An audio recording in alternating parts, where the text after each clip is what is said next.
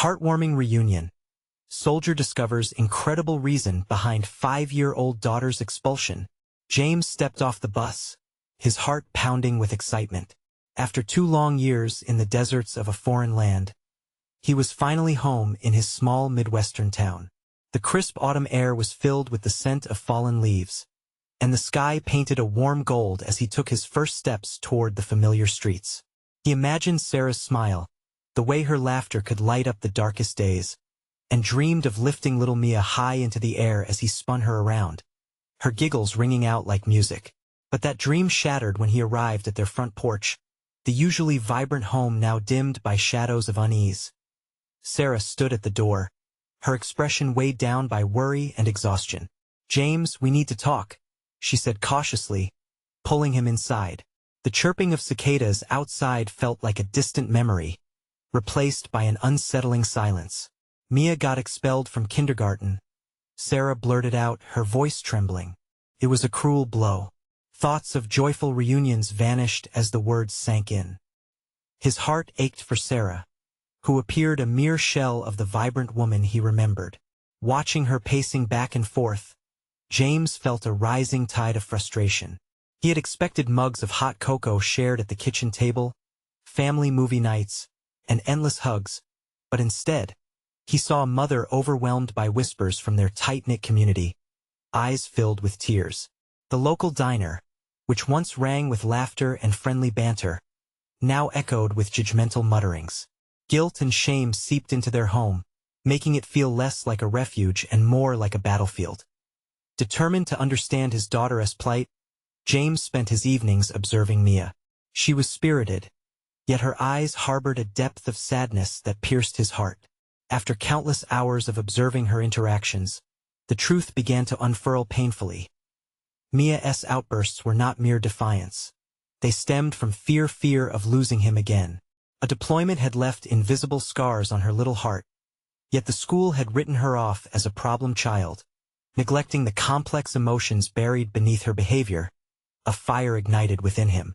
"This isn't just about us," he thought. "It's about families like ours." He became an advocate not only for Mia but for every child lost in the shuffle of misunderstanding. In his small living room, he reached out to parents, gathering them for conversations steeped in compassion, urging for a greater understanding of military families and their struggles. "Before we continue, I need to let you know about something important that's happening. YouTube has been making changes to the system, and many people are losing notifications from channels they follow. If you're enjoying the content, hit that bell and mark all notifications so you don't miss the next videos. And if you can drop a like, it really helps me with reach. Seriously, it makes a difference. Oh, let me know in the comments where you're watching from. I'm always curious to know who's on the other side of the screen. Now let's continue. As the pivotal school board meeting approached, anxiety twisted in James' stomach. The night before, he held Mia close, her little fingers wrapped around a doll he had brought her. "What do you feel, sweetheart?" he asked, wanting so dearly to understand her world. Her soft whispers of love and fear struck a chord deep within him, igniting the realization of their bond even further. Standing before the school board, he felt the weight of many eyes on him, filled with expectation. He spoke of bravery, the kind that wasn't just wrapped in a uniform. But just as he began to see a flicker of understanding in the board's expressions, chaos erupted at the back of the room. A disapproving comment flared up, igniting a fierce debate over discipline versus compassion. With tension thick in the air, James stood ready, poised to make a true change. Would they finally choose understanding over judgment, or would his family's fight prove to be in vain? James took a deep breath, steadying his nerves as he faced the board. He could feel the humidity of the room, mixed with that uncomfortable tension bubbling up like a pot about to boil. The looks of skepticism from some board members pierced through him. "This is for Mia," he reminded himself, his heart racing. "Everything that Mia has gone through, every tear, every tantrum," he said, forcing his voice to rise above the murmurs, "has a reason." His hands gripped the podium, knuckles white with determination. "She is not just a troubled child. She is our daughter, and she is scared." "Scared?" A board member scoffed, hands crossed defiantly. That's not an excuse for misbehavior. We have rules. Those words hung in the air, sharp as the autumn wind outside. James faltered for a moment. Anger flared deep within him. Rules that overlook the heart of the matter, he countered. You're not just dealing with a child, but a military family. Our lives are laced with uncertainty. She has lost so much already. Can't you see that? A collective murmur rippled through the crowd. Some parents nodded in solidarity. Others shook their heads, their views too entrenched to change. A woman sitting toward the rear, a familiar face from the local diner, stood up. But rules exist for our children's sake, Mr. Evans. We can't let emotions cloud judgment, she declared, voice strong yet tinged with fear. Are we not to teach our children empathy? James responded, the heat in his chest igniting his passion further. Shouldn't we understand why Mia is acting out? She's scared of being abandoned again, scared of being alone. Sarah's eyes shimmered with tears from the audience, and she knew the truth of those words all too well. Each hurdle they faced reminded her of the sacrifices they had made as a family, the tears they had shed. Mia needed support, not disdain. Please, James pressed on, softer this time, yearning to pierce the walls built of judgment around him. I'm asking you to see beyond the behavior. A child's heart shouldn't be treated like a ticking time bomb. What can we do together to heal rather than punish? To understand rather than judge? The intensity in his voice seemed to draw in everyone around him, like waves crashing back onto a shore after a storm. Mothers holding crying babies hushed their infants. Fathers exchanged glances as if asking whether they shared a common fear. Just as he thought the tide might be turning, a man from the board stood, his brow furrowed, shaking his head. We can't let one special case sway our policies. What if every parent stood up with a similar story? That's not what this is about, James shouted, feeling raw desperation clawing at his throat. This is about Mia. About the kids who feel invisible when they need to be supported the most. Military families get pulled in every direction. They need us to recognize their struggles. The room echoed with silence, the air thick with emotion. James could sense the shifting, the hesitant faces beginning to soften. It wasn't just about Mia. It was about every child who felt unheard or unloved. But would it be enough? With a fragile hope, he stole a glance at Mia, who was clinging to her doll in the front row, the corners of her mouth quivering slightly. Her innocent eyes met his, a mixture of trust and fear.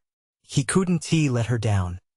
Just then, the board president raised his hand to quiet the noise. Let us take a vote, but the outcome felt uncertain, like a delicate thread waiting to snap. Could he really turn this around for Mia? For all of them? As James waited with bated breath, his heart thundering in his chest, another voice struck through the tension, a parent speaking out, rising from the shadows. I have a story too, what would they say? Would this new voice lift them or break them? The room seemed to hold its breath as the new voice emerged, cutting through the tension like a knife. James turned his head, curiosity piqued. A man with disheveled hair and eyes that flickered like a flame stood up. He appeared to be in his late 30s, his clothes slightly wrinkled, as if he had rushed from another commitment. Excuse me, I didn't plan on speaking today, he began, his voice somewhat shaky but determined. I just wanted to say I understand. My daughter, Lily, she just got expelled last month. He paused, taking a deep breath, searching the faces of the board members for a hint of compassion. Like Mia, she has struggled. She lost her mother to a deployment. It was hard. A wave of recognition washed over James. He felt an unspoken connection to this man. They were sailing in the same troubled sea. The murmurs in the crowd quieted as every eye shifted to him. My Lily, she is bright, so full of life. But everything changed when her mother didn't come back. She didn't just lose a parent. She lost her sense of security. The man's voice cracked slightly, revealing a vulnerability that echoed James's own. She started acting out at school. I tried. We tried everything, but it felt like no one saw her for who she really was anymore. James felt his heart ache. This father's pain was all too familiar. It wasn't just Mia. It was a battle so many were fighting. I got a call from the school. The man continued, his fists clenched at his sides. They said my daughter was out of control, breaking rules. I was just like you, Mr. Evans, pleading for someone to see beyond the behavior. It's heart-wrenching, but I stood here, hopeful that someone would listen, just like you. As he spoke, tears welled in his eyes, catching the light and refracting it back out, making him appear more human. I begged the board to reconsider, to understand that behind every childish outburst is a story we often ignore. Like Mia, my daughter just needs support. James finished for him, feeling a swell of solidarity. The audience sat spellbound, absorbing the emotional weight of the shared struggle. Lives intertwined like roots beneath the surface, all part of the same complex family tree, branching out yet oddly connected. This isn't just about Mia, James shouted, raising a hopeful hand. It's about all our children. Let us talk about understanding, not just policies. More heads nodded, parents leaning in, perhaps finally seeing the child behind every misbehaving act. This wasn't just statistics anymore. It was a movement toward empathy. The board members exchanged glances, muttering more quietly now. Some heads shook in quiet disbelief, while others began to lean toward the new urgency in the air. An encouraging murmur rose from the back of the room, encouraging those unsure to step forward. I'm unsure of the system, that same father added hesitantly, but I do know we can't let our children feel small or invisible. They deserve to know we care, really care. His words ignited a spark, propelling more parents to rise one by one, each offering bits and pieces of their own tales of struggle, of hope, of love. Just as the atmosphere shifted, James noticed the board president lean forward, eyebrow raised in consideration. Maybe he began, looking around the room for support. Hope ignited, pulses raced. What would he say? Would he lead them toward a resolution? Or would their stories be swallowed in bureaucracy yet again? James held his breath, heart thudding as the moment hung in the balance, teetering on the edge of something beautiful if only they could grasp it. What would they decide? And more importantly, would Mia be safe in this fragile new world they were building? The silence was palpable as every person in the room leaned in, their collective breath caught in anticipation. The board president cleared his throat, his voice cutting through the tension. I hear you, he began slowly, an undertone of genuine concern creeping into his words. We all care deeply about our children's future. James felt a rush of hope. Could this be the moment they were waiting for? The president continued, but we have regulations to follow. A murmur of concern rippled through the crowd, disappointment settling like a cloud. But regulations can change, James interjected boldly, emboldened by the heartfelt stories that enveloped him. Our kids shouldn't be collateral damage in a system that doesn't see them as individuals. We need to advocate for them. A wave of agreeing murmurs flowed like a current through the audience. Faces were lighting up with determination as they exchanged glances, rallying behind a shared purpose. I understand our obligations, the president replied, holding a hand up to calm the unrest. But maybe we need to revisit our approach. Perhaps a committee could be formed to include voices from parents like you. We should listen to these concerns you've all raised. The words hung in the air, a thread of possibility weaving through the heavy atmosphere. James caught the eye of the father who spoke earlier. The man gave him a small nod. Hope mingled with disbelief in that brief exchange. Thank you, the father murmured, wiping a tear from his eye, as if holding on to the fragility of this moment. Suddenly, a woman stood near the back, the mother of another student who faced similar struggles. We need support groups for parents too. We can't do this alone. Heads bobbed in agreement. This was evolving into something bigger than just a single expulsion.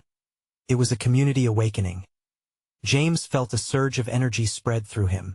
If we could unite, fight together, we can shift this narrative. We could create a space where our kids are not just numbers. They're our children, deserving of understanding and love. Exactly, cried another voice, echoed by several others, feeding the fire growing in the room.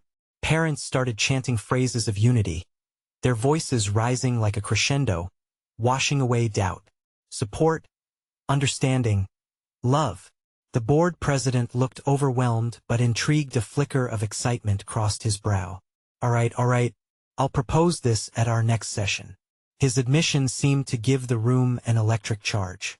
Finally, the potential for change hung in the air. But as hopes swirled among them, James thought about Mia, her fragile spirit, clouded by anxiety and fear. Will this be enough for our kids? He asked, a lump forming in his throat. The room grew quiet, the intensity peaking as everyone contemplated the question. Then, a voice pierced through the silence. If we fight hard enough, it can be. In that moment, James realized they were on the brink of something crucial.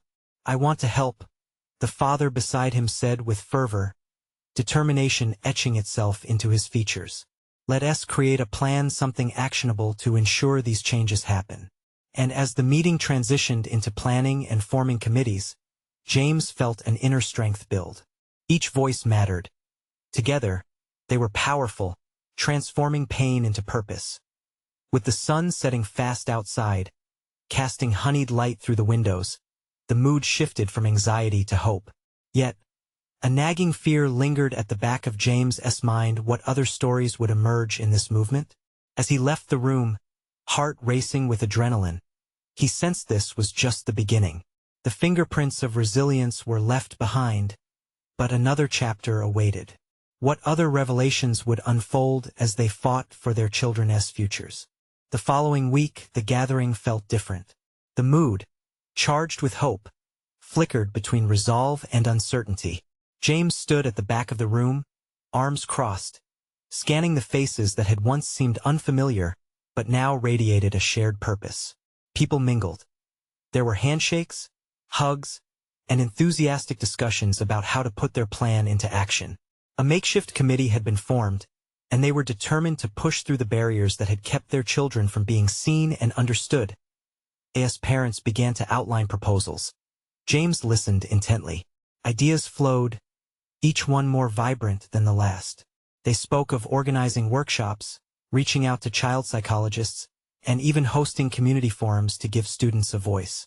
He felt a warmth inside, realizing that together, they were crafting something that could create real change. Let us not just make noise, a mother with striking red glasses said passionately. Let us make sure they hear us even beyond these walls. The room erupted in agreement. Everyone was enthusiastic, eager to participate. Yet, as the noise subsided, James's gaze wandered away from the animated conversation. He caught sight of Mia sitting quietly in a corner, a shadow of doubt crossing her face. His heart sank. She had been through so much. Did she really believe that anything would change? His stomach churned. I need to talk to her, he thought as the meeting stretched on. He stepped out into the hallway, where a soft glow from the setting sun spilled through the windows. There she was, staring at the ground, twisting the hem of her shirt between small fingers. Guilt pooled in his chest at the thought of what she must feel. Mia? He approached gently, kneeling to meet her eye level. What's wrong, sweetheart? She looked up, her eyes watering. What if they don't listen? What if nothing changes? The tremor in her voice pierced through him. James swallowed hard, the weight of her fears settling on his shoulders. I want to let that happen. We want to let that happen. Remember how I told you we're stronger together? We've got so many people fighting for us now. But what if they just say no again? She prodded, still unconvinced. A determined smile crept onto his face.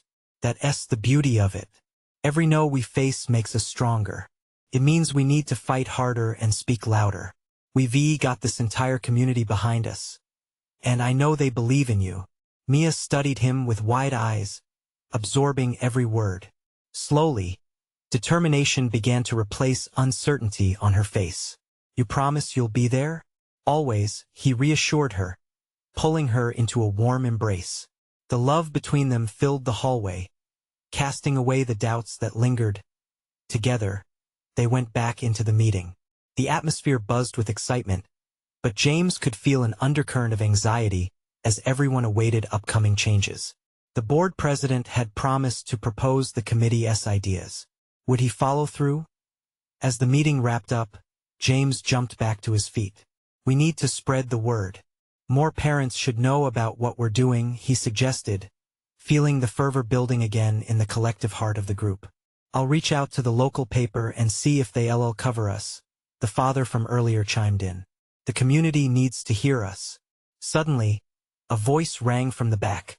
And we should organize a rally. Show them we mean business. Cheers erupted as people began brainstorming ideas.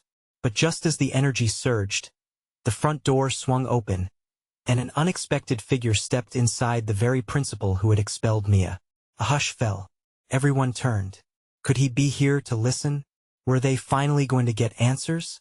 James held his breath, feeling both trepidation and desperation wash over him. This moment could change everything, but would it? They waited, hearts pounding, as the principal glanced around the room, his expression unreadable. What did he want? Would this be the moment that defined their fight for their children's futures? The principal's presence loomed over the gathering like a storm cloud. James could feel the tension crackling in the air, a mixture of disbelief and guarded hope. He exchanged anxious glances with the other parents, many of whom wore furrowed brows. Mia stood beside him, her small hand gripping his tightly. Clearing his throat, the principal finally broke the silence. Thank you for allowing me to join this meeting. His voice was steady but lacked warmth. I'm aware of the concerns involving our students, and I wanted to communicate directly what we intend to do moving forward. The words hung heavy, and the room shifted uncomfortably. James leaned in closer to Mia, searching her face for reassurance. She met his gaze, her expression a cocktail of anxiety and anticipation. I have heard your proposals, the principal continued, and while I'll admit that some aspects may require adjustments, I assure you that our priority is the well-being of every child in our district. Murmurs fluttered around the room. Some parents exchanged skeptical looks. Just a few weeks ago, those kids were simply numbers on a list. Now, they were advocating for their children's futures. A father in the front raised his hand, his voice cutting through the unease. Can you promise that there will be real change? We've been told before that our concerns were heard, just to end up dismissed. The principal paused, visibly digesting the weight of the question. There will be. I'm committed to ensuring that our staff receives further training and that our school becomes a more inclusive environment. But what about Mia? James felt a surge of protective energy as he mentioned his daughter. Will you take her circumstances into account? She shouldn't have been expelled in the first place. Heat rushed to his face, but he couldn't hold back the anger bubbling inside. Mia shifted beside him, sensing his turmoil. I understand you're all angry, the principal replied, his voice steady but defensive. Mia's case will be reviewed, and I will consult the committee moving forward. There was a moment of silence, hanging like a tightrope above uncertain ground. James could see hope flickering back into the eyes of some parents, reassurance mingling with lingering doubt. What if this wasn't just another empty promise? Could this really be a shift? Mia drew a deep breath, and her small voice broke through the chatter. You need to listen to us, we just want to feel safe. The room fell silent again, the collective weight of her words hanging in the air. James's chest tightened as he watched the principal process the innocence and sincerity behind her plea. For a heartbeat, he seemed almost vulnerable. I'm here to listen. The principal's voice softened slightly, and his gaze landed squarely on Mia. I want to understand what we can do better. The tension eased just a little, but James felt something shift inside him.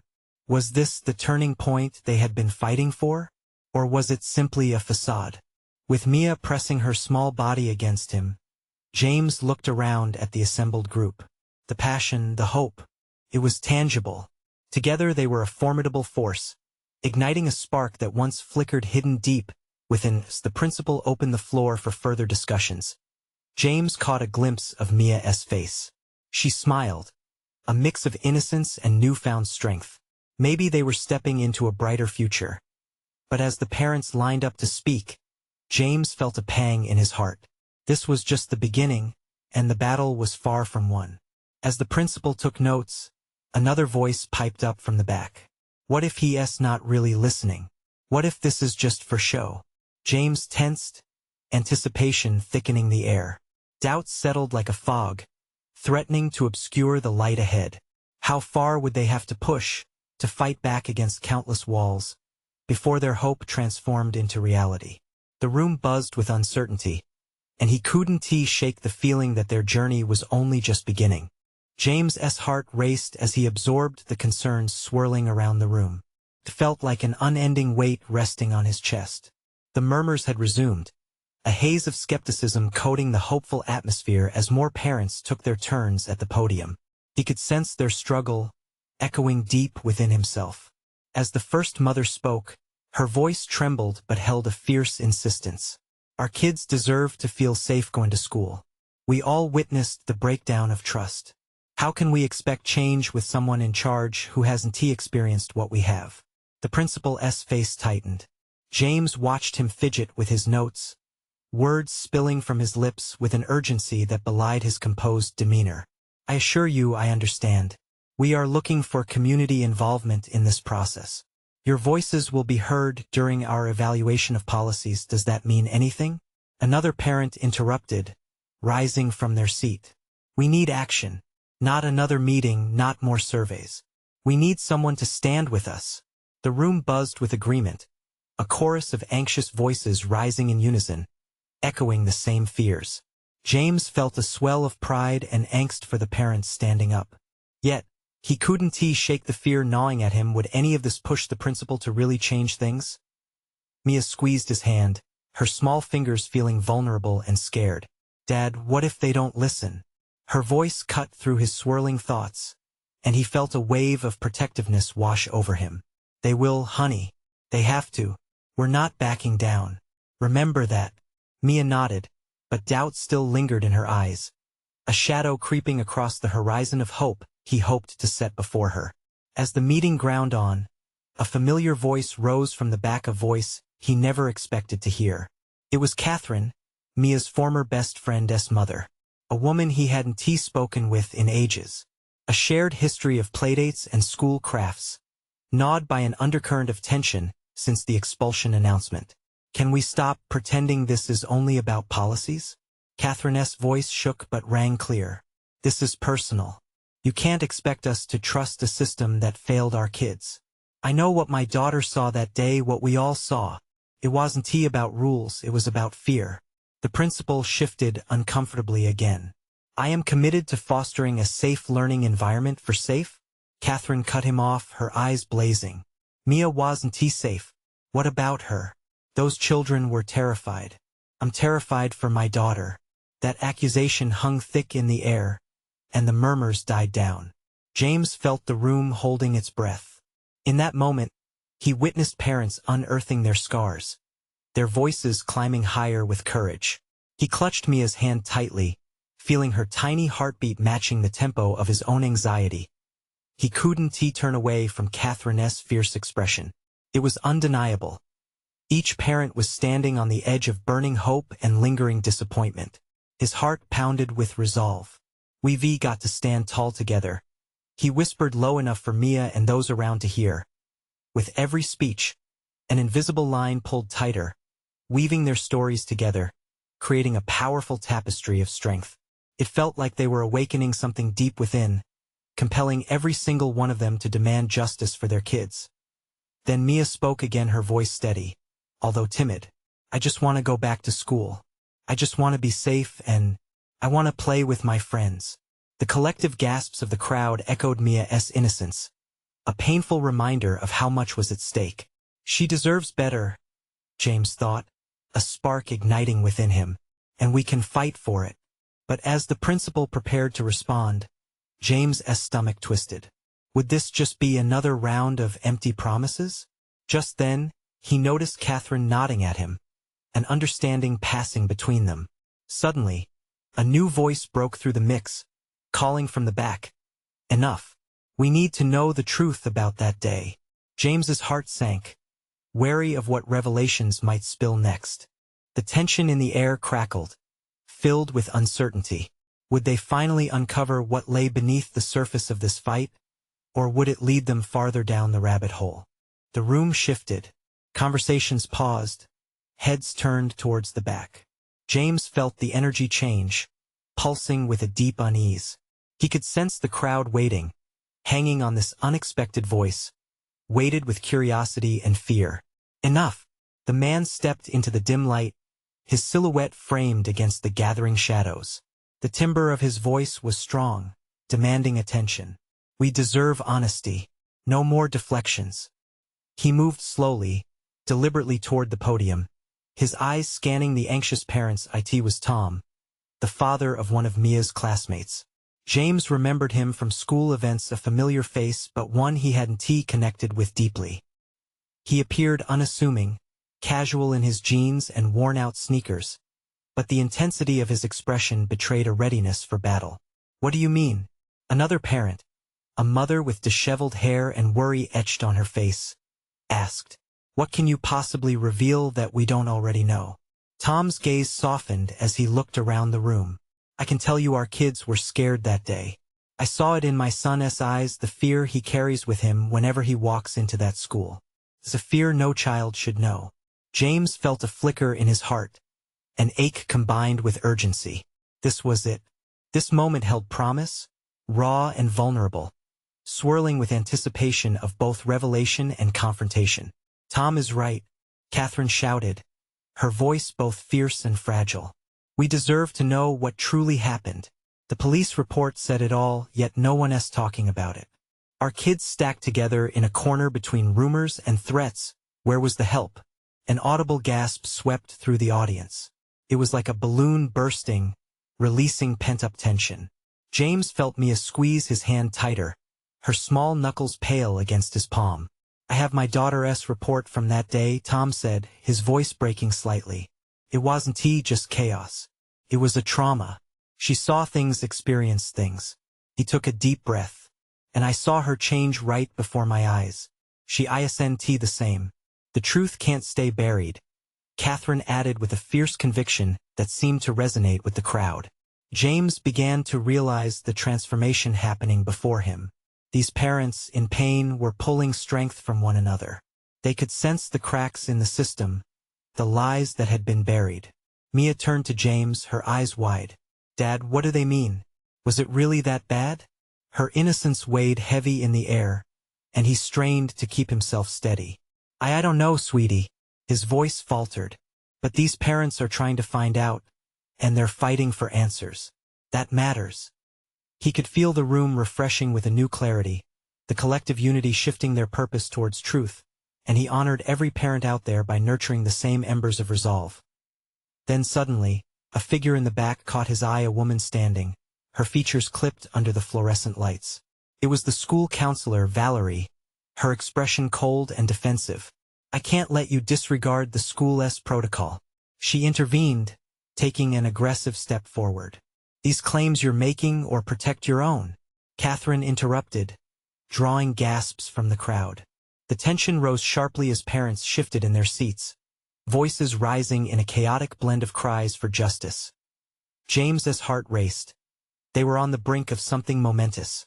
The wall of silence that had encaged them was teetering, and the truth loomed just behind the barrier. What did really happen that day? Someone shouted, igniting a chorus of questions. James felt adrenaline surge through him. They were about to break through at last. But he couldn't help but wonder, did they have the strength to handle whatever lay ahead? Before he could process his own doubt, Catherine leaned into the pulse of the moment. "We need answers, and we need them now." The room buzzed with expectation. James held his breath, a storm of hope and anxiety swirling within him. What secrets awaited them, and how would they affect their fight for safety and truth? This battle was far from over, and the stakes were sky-high. What if uncovering the truth meant embracing the very fears they sought to shield their children from? The air felt electric, charged with a mix of anger and determination. Each person around James seemed to hold their breath, desperate for answers, desperate for change. Tom stood like a lighthouse amidst chaos, anchoring their collective hope. "Let us not forget why we're here," he implored, his voice ringing out, gaining strength. We're here for our kids. Every child deserves to feel safe, especially at school. James glanced at Mia, her wide eyes reflecting a blend of confusion and concern. Will we be okay, Dad? She whispered, her small voice just a tremor in the growing tension. He nodded, though he wasn't sure he believed it. Suddenly, Valerie pushed through the crowd, her posture rigid. You're all acting out of grief and fear, she declared, voice raised defensively. This is not a personal attack against the school. We have protocols in place for a reason. Her hands waved emphatically, but her conviction felt more like a shield than an argument. Protocols? Catherine shot back, her eyes blazing. Were those protocols helpful when our kids were screaming in terror? When their lives were at risk? The room trembled with a low rumble of agreement, parents clenching fists and shaking heads. I was there, a father from the back yelled. Our kids had to stack themselves against a wall, hiding like prey. I deserve to know why the school didn't do more. The pressure was building, a reckoning felt in every corner of the room. James's pulse quickened. He could feel the collective fury rising like a wave, ready to crash. Valerie stumbled back, realizing the tide was against her. You cannot put this all on the school. We did everything we were trained to do. Then why didn't we get a call? Why didn't you tell us how serious it was? A mother interjected, tears sparkling in her eyes. How could you leave us in the dark? With every question, James watched as layers peeled back. Parents were not just angry. They were raw, exposed. The fear they had buried was now surfacing fiercely. In this whirlwind, Tom's voice rose yet again. If the truth is buried, it only festers. We owe it to our kids to dig it up, to stand for them today, to fight for their futures. His words shot through the crowd, igniting a flame of courage that sparked in each heart present. Mia squeezed his hand again, searching his face for assurance. His heart ached for her innocence in this storm of adult turmoil. Whatever happens, Mia, we'll face it together, he promised, his voice steadier now. Catherine stepped forward, her fierce resolve spreading like wildfire. Let us form a committee. Let us demand the truth from the school board. We deserve accountability. The room erupted in murmurs, parents turning to each other, talking faster and louder, a plan starting to take shape. This was no longer just about answers. It was about creating a safer environment for their children. Valerie stood silent, the weight of her position heavy and unyielding.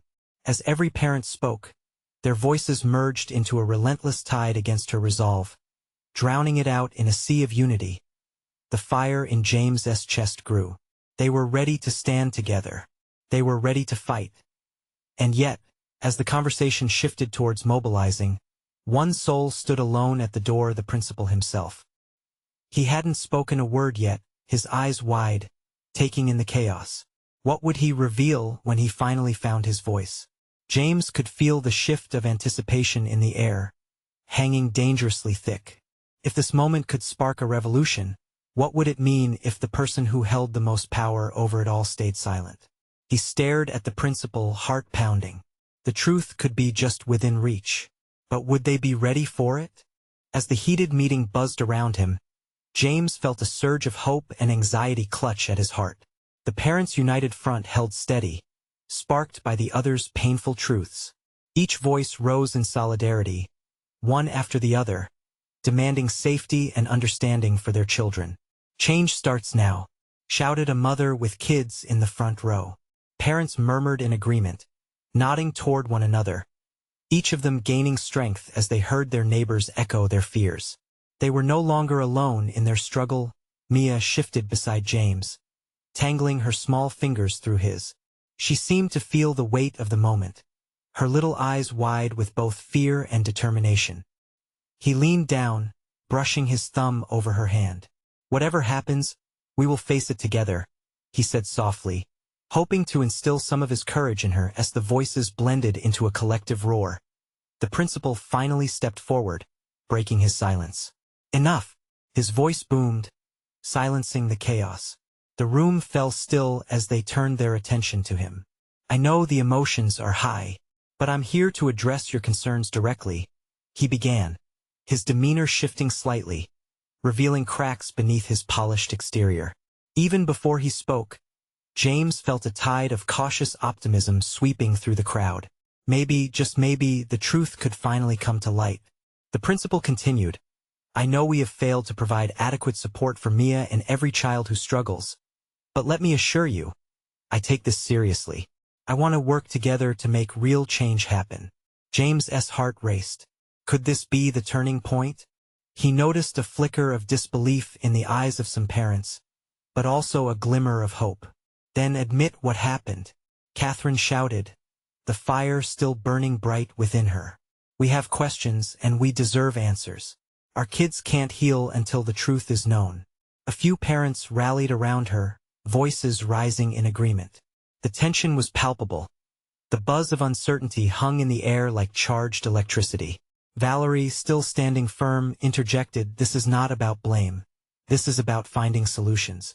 We need comprehensive support and to ensure this doesn't happen again. But James felt the urgency of truth seeping out. Every child matters. This isn't just policy. This lives we're talking about. These are our kids. We're asking you to feel for them, to really listen. The principal nodded slowly, his gaze drifting down as realization washed over him. I'll commit to forming a task force, he finally said, his voice gaining weight, including parents, educators, and mental health experts. We'll work together to ensure safety and emotional support in our schools. Starting from this moment forward. An echo of hope rippled through the room, but James couldn't shake the need for more. It's not enough until we hold those responsible accountable, he urged. The applause that followed was reluctant, but it stood as testament to the cautious optimism in the air. Mia's grip relaxed slightly. She looked up at James, the corners of her mouth lifting as realization struck. Are you saying I can go back to school? She asked hesitantly, her voice dwindling. James knelt down, cupping her face, feeling the warmth of her spirit shine through even amidst the chaos. Yes, sweetheart. You're going back, and they're going to create a space for you to feel safe and loved. Tears glistened in her eyes as she whispered, thank you. It was a precious moment, one full of vulnerability, yet woven with hope. I'll walk with you, no matter what, James said, summoning a wider smile that seemed contagious, igniting even more laughter among parents. Mixed with cheerful applause with that spark, the crowd began buzzing with excitement. They rallied one another, starting to envision what the task force could look like, bringing light to plans for workshops and meetings with experts who could bring a sense of healing. Ideas flowed, a hope-filled tidal wave churning through the space. They were ready. They were empowered now, fighting. Not just for Mia, but for every child feeling lost and unseen as the night wore on. James looked at Mia, her mixture of trepidation and anticipation reflecting in her bright eyes. He squeezed her hand gently, a promise for their bright future together. And as they walked out of that room, the autumn air wrapped around them, the warmth of the day lingering long enough to feel like a fresh start. James smiled, breathing in the scent of hope and potential, knowing they had ignited a movement. A revitalized sense of community bound them together stronger than any obstacle they may face. They were a family, a collective force of change, and change was just beginning. So now more than ever, stand together with us. Subscribe immediately to the channel to not miss the next exclusive stories. Leave a like now to feed the algorithm. Comment your reactions and feelings about this amazing ending, and share this video instantly with at least 5 friends who need to see this transformation. This is the moment to show your support. Don't wait not even one more second to share. Only true fans understand the importance of standing up and making their voices heard.